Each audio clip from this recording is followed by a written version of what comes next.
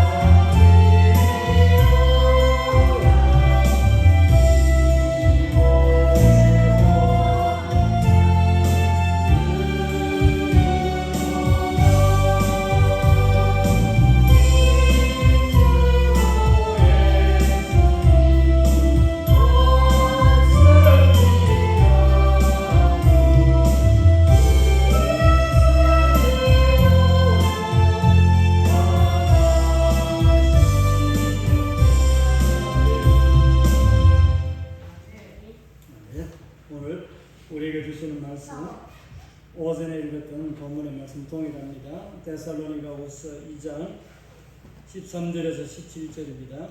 데살로니가후서 2장 13절에서 17절까지 말씀. 335페이지 부분에 있습니다.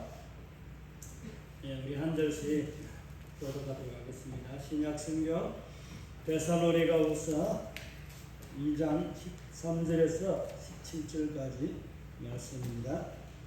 주께서 사랑하시는 형제들아, 우리가 항상 너희에 관하여 마땅히 하나님께 감사할 것은 하나님이 처음부터 너희를 택하사 성령에 거룩하게 하심과 진리를 믿음으로 구원을 받게 하심이니, 이를 위하여 우리 복음으로 너희를 돕사 우리 주 예수 그리스도의 영광을 얻게 하려 하십니다. 그러므로 형제들아, 굳건하게 서서 말로나 우리의 편지로 가르침을 받은 전통을 지키라. 우리 주 예수 그리스도가 우리를 사랑하시고 영원한 위로와 좋은 소망을 내어주신 하나님 우리 아버지처럼 함께 합니다. 너희 마음을 위로하시고 모든 선한 일과 말에 굳건하게 하시기를 원하노라. 아멘. 네, 오전의 말씀은 우리가 감사의 어떻게 보면 대상은 하나님이시고 감사에 우리가 빚을 지고 살아간다 하는 말씀을 우리가 생각했습니다. 이 감사들에 우리가 감사의 빚을 지고 살아가는 우리는 어떻게 그 감사를 무엇으로 갚을까 하는 그런 아름다운 마음으로 우리가 다시 한번 하나님 앞에 감사의 빚을 갚는 그런 마음의 은혜를 새겼습니다. 오후에는 이제 왜 감사해야 될 이유가 무엇인가 하는 것을 좀 살펴보고 말씀을 맺어려 합니다.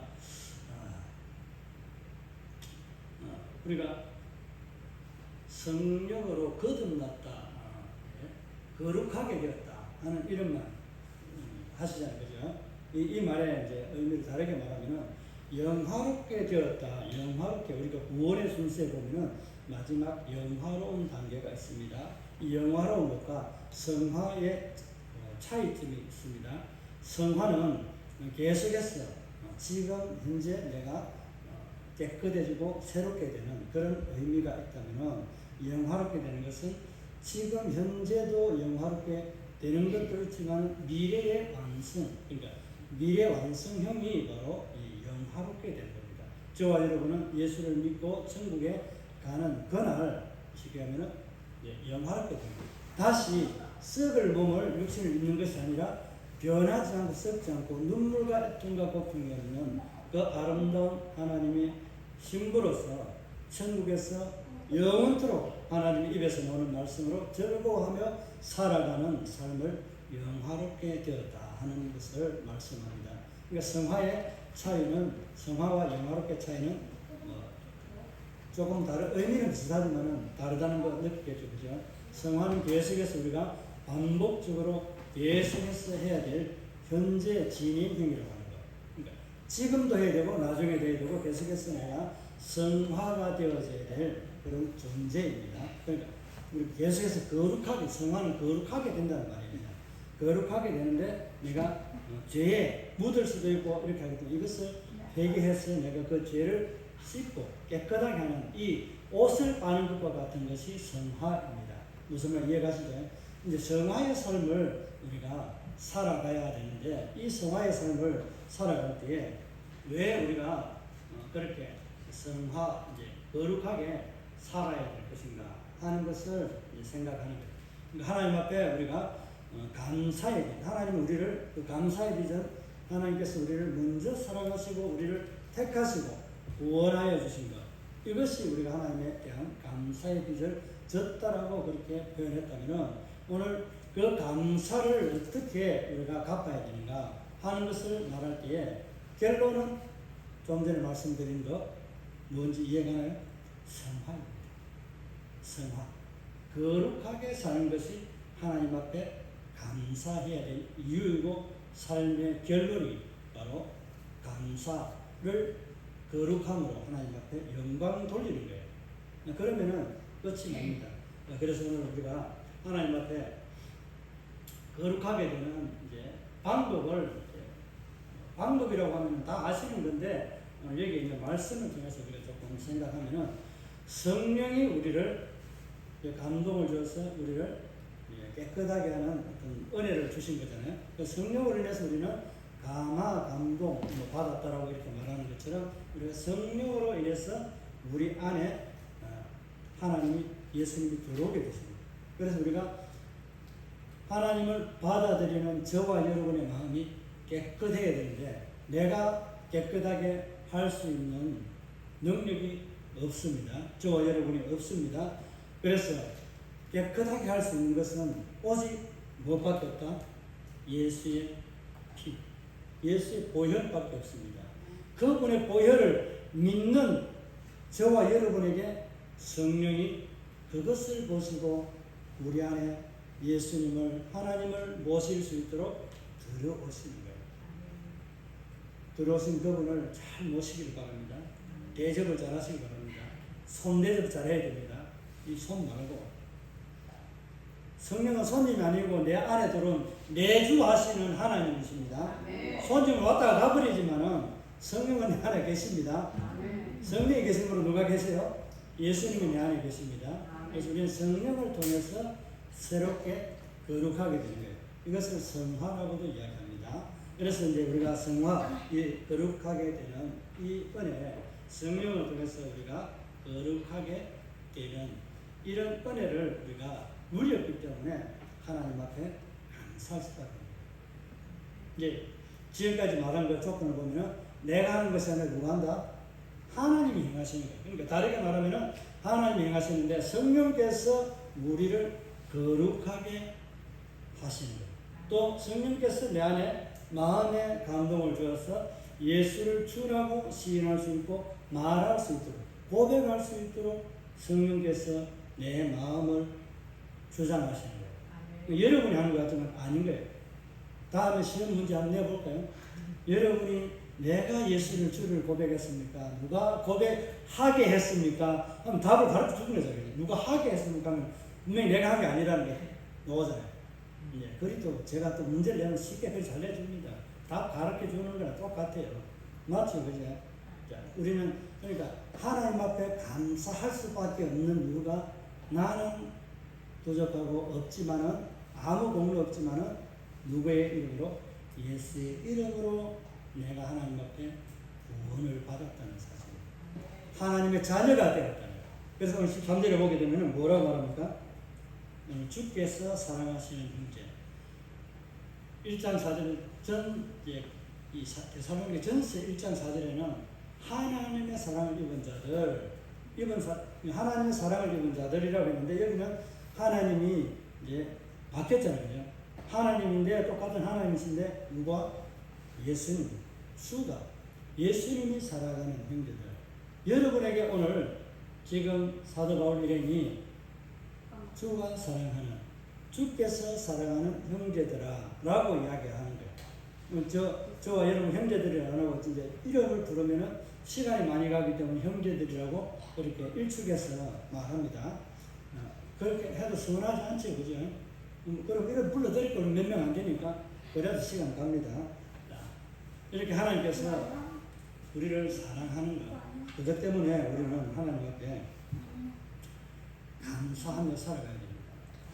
다른 거 말할 것도 많이 있지만은 그냥 우리를 구원해 주신 것 이것만 해도 뭐 하나님과 감사해야 될 이유 더 이상 토달 게 있습니까? 토달 건 있습니다. 마지막 점찍어야 돼요. 끝이라는 거. 예수 그분, 하나님 그분이 나의 구원자고 내가 사랑합니다라고 끝을 맺어야지. 토달하는 거 끝맺어. 이거 한마디로 끝납니다라고 이야기해야지. 끝으로 마지막으로 진짜로 마지막 에나로 이렇게 이야기하면 안 되고요. 그죠? 무슨 말이 이해갔죠? 어떤 분이 설교하면서 마지막으로 이제 결론 짓습니다. 끝으로 이제 진짜 마지막으로 이렇게 해가지고 뭐 1시간, 2시간을 갔다는 이야기가 있습니다. 그런 거는 안 됩니다. 오늘 하나님께서 우리에게 사랑하는 형제라고 먼저 불러주는 것은 하나님이 먼저 우리를 사랑하고 택해 주셨다는 거. 오전에 좀 언급을 드렸기 때문에 그렇게 많이 설명을 안 드려도 여러분 이해하리라 생각하고 이제 생각하는 것은 오전에 좀 간단하게 10절과 12절에 있는 말씀 하나님 택하신 것, 그러니까 구원에 관한 것과 내가 믿음으로 고백하는 것에 관해서 조금 말씀을 드리고 이 감사의 이유를 여기서 우리가 찾으려고 합니다. 답은 이미 정해졌다고 구원해 주신 것, 이것이 감사의 이유라고 했습니다. 조금 더 이제 생각해보자 하는 것은 10절의 말씀을 보면은 뭐라고 했습니까? 진리에 사랑을 받지 아니하여 구원을 받지 못. 진리라는 말을 표현합니다. 진리는 무엇입니까? 세상 가운데 진리가 있습니까? 없습니까? 세상 가운데 진리가 있을까요? 없을까요? 세상 가운데 진리는 있습니다. 맞죠? 이게 좀 이상한데 생각하지 마시고 세상 가운데 진리는 있습니다. 그런데 뭐가 없을까요? 앞에 하나 붙여야 됩니다. 뭐 생명으로 답은 됩니다. 참 진리가 없습니다. 참 진리가 없는 거예요. 여기서 진리를 이야기할 때 그 참 진리가 무엇이냐는 거예요. 그들 나름대로 가지는 거, 우리가 이제 진리라고 이야기할 때 지금 종교 다원화제가 있는 이게 우리 한국 교회가 다시 회복하면서 이게 WCC라고 하는 이것을 가진 문제 때문에 다문화 다종교 같은 이런 받아들이는 거거든요. 쉽게 얘기하면 등산을 할 때에 이 등산을 올라갈 때에 꼭 이 길로만 올라가야 되느냐? 아니라는 거죠. 이리 가도 저리 가도 어디로 가든지 정상 올라간다는 거죠. 하나의 나라가 이런 곳에 있습니까? 하나의 나라는 눈에 보이는 산과 같은 그런 곳에 있으면은 그 말의 논리가 맞습니다. 그런데 이것을 진리라고 이야기하고 진리가 너희를 자유케 하리라고 하는 예수님의 그 말씀을 사도 바울이 로마서 8장에서 33절, 6절까지 인용을 했거든요. 진리를 알지니 진리가 너희를 자유케 하리라. 이 말씀을 볼 때 진리가 무엇입니까? 그러면 앞에 세상에는 진리가 있다고 했습니다. 참 진리가 없다고 했는데 진리는 뭐예요? 그러면? 예수 그리스도예요. 예수 그리스도 그분이 우리를 자유케 하는 거예요. 어디에서? 죽음에서, 사망에서, 죄의 진노에서, 마귀의 공중 권세 잡은 마귀의 권세에서 하나님의 백성의 나라로 옮기는 은혜를 주시는 분이 바로 예수 그리스도 그분이에요. 그분이 진리예요. 그래서 그 진리를 알지 못하고 뭐했다고 했습니까? 여기서 오늘 하나님의 구원을 받지 못하였다라고 그렇게 표현합니다. 그러니까 세상 사람들은 진리를 모르고 오늘도 어떻게 합니까? 세상의 뜻을 쫓아갑니다. 저 산에 있는 저곳에 하나님이 계시더라고 내 생각 안에 갖추어진 눈에 보이는 그 하나님이 그 천국에 계시는 줄 아는 거예요. 사람들이 좋은 데로 간다는 다 통하는 말 같지만 그들이 말하는 것과 우리가 좋은 곳이라고 하는 것은 어디입니까? 하나님이 대초에 창조했던 에덴 동산과 같은 사망과 죽음과 고통이 없고 모든 짐승과 사람이 함께 뒹굴고 어린 아이가 사자와 그 맹수와 함께 장난치고 놀 수 있는 아름다운 세상, 12과일을 맺는 아름다운 과일이 맺어지고 주름주름 맺어지고 누가 따놓고 뛰어다녀 가면 없는 것이 아니라 계속해서 그 아름다운 열매들이 맛있는 열매들이 맺어지는 그런 생명수강이 흐르고 아름다운 수정과 같은 그런 유리바다가 펼쳐져 있고 황금길을 걸으면서 주와 함께 걸어가는 것. 오늘 우리가 찬양하는 것처럼 주와 함께라면 병들어도 좋고 어떻게 가난해도 좋고 정말 좀 실천해 병들고 가난하면 맞죠? 이제 이왕이면 주와 함께하면 병들고 가난한 것보다는 그렇게 안 하고 하나님을 더 경험하는 게 더 복된 거잖아요. 그때 좀 더 하나님을 깊이 경험하는 것은 인간의 어떤 삶에 있어서 은혜의 방편이라고 말할 수 있습니다. 이제 말씀의 결론은 진리가 바로 예수 그리스도라는 것. 예수 그리스도를 알지 못했기 때문에 구원을 얻지 못한 자, 그러니까 구원에 멀어진 자, 그러니까 구원에 합당한 자로 선택을 받은 자, 그러니까 택함을 받은 자, 이게 더 정확해요. 구원의 택함을 받은 자의 삶에서 이제 우리는 하나님 은혜를 누리는 자가 되었다는 거예요. 그러면 이것을 어떻게 해야 돼요? 우리는 12절에 있는 말씀처럼 뭘 해야 돼요? 믿음으로 지켜야 돼요. 믿음을 고백하면서 믿음의 삶을 살아야 된다. 그 사람을 오늘 13절에 주의 사랑을 입은 자죠. 주가 사랑하는 자죠. 주께서 사랑하는 형제들아, 이렇게 표현하는 거예요. 여러분은 하나님이 택하시고 예수를 알고 진리를 알고 구원의 은혜를 누리는 자입니다. 하나님의 택함을 받은 자입니다. 이것을 뭐라고 했습니까? 하나님이 처음 뭐라고 했어요? 처음 끝이라고 하잖아요. 처음 것은 하나님의 것입니다. 아들도 것인데 누구도 내 것이라 했습니까? 생각나요? 구약의 12지파 중에서 처음 난 같은 장자들은 다 하나님의 것이라고 했는데 특별히 구별하여서 누구? 레위인도 내 것이라고 했습니다. 하나님의 말씀의 의미는 어디까지 흘러가겠습니까? 그러면 우리를 뭐 한다고 했습니까? 하나님이 출애굽기 19장에서 제사장 나라. 제사장 나라는 저와 여러분 전부 다 모두가 레위인이 되는 거예요. 레위인이 되는 거예요. 레위인. 제사장이 되는 거예요. 어디를 향해서? 세상을 향해서.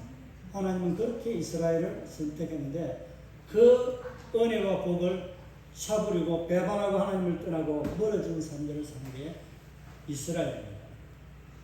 과거의 이스라엘은 하나님을 멀리하고 계속해서 떠난 이 호세아 부인과 같이 데려놓으면 바깥에 나가고 데려놓으면 나가고 내 같은 성이나서 하나님 그래도 안 데리고 그랬는데 그래도 이 호세아는 순종하고 데려가지고 집에 와서 좀 잘 살아보자 우리가 한번 살아보자.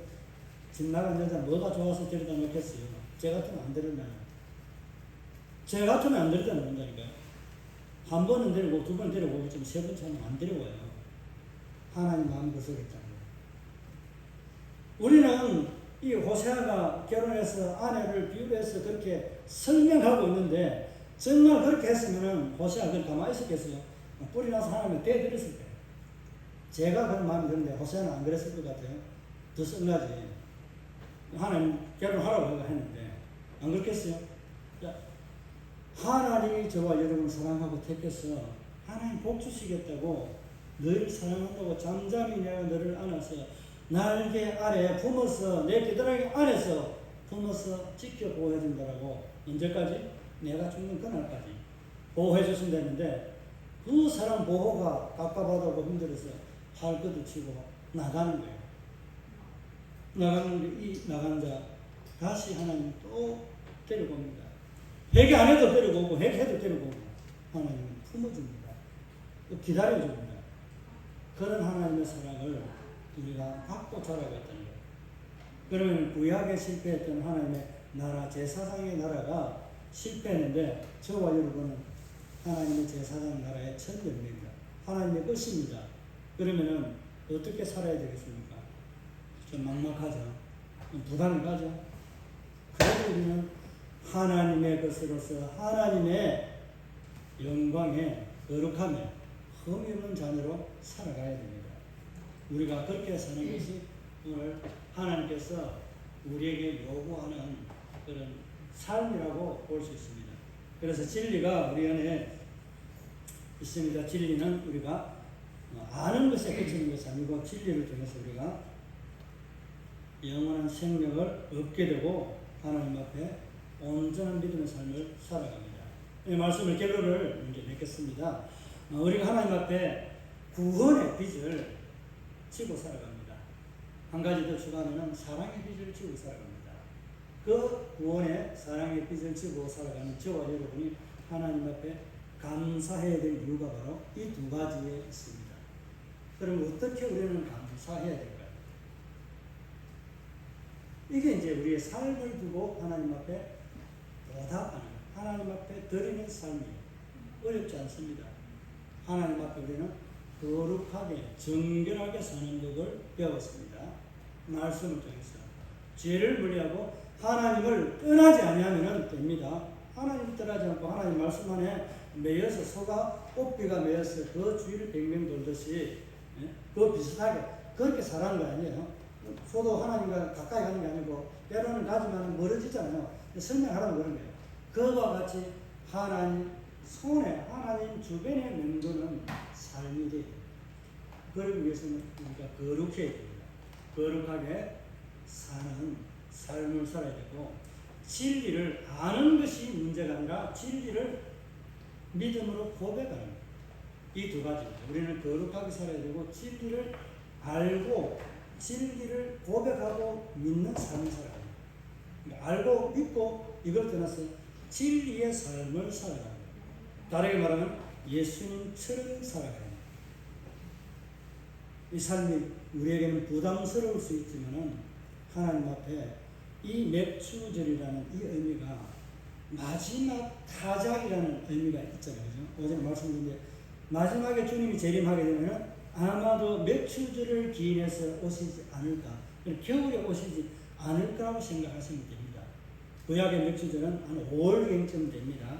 지금은 이제 오순절을 이제 성령이 강림하고 난 이후에 한 4주 정도 지났거든요. 4주, 5주 정도 지났으니까 약 한 달 정도 지나는 거잖아요. 그러니까 한 5월경에 됩니다.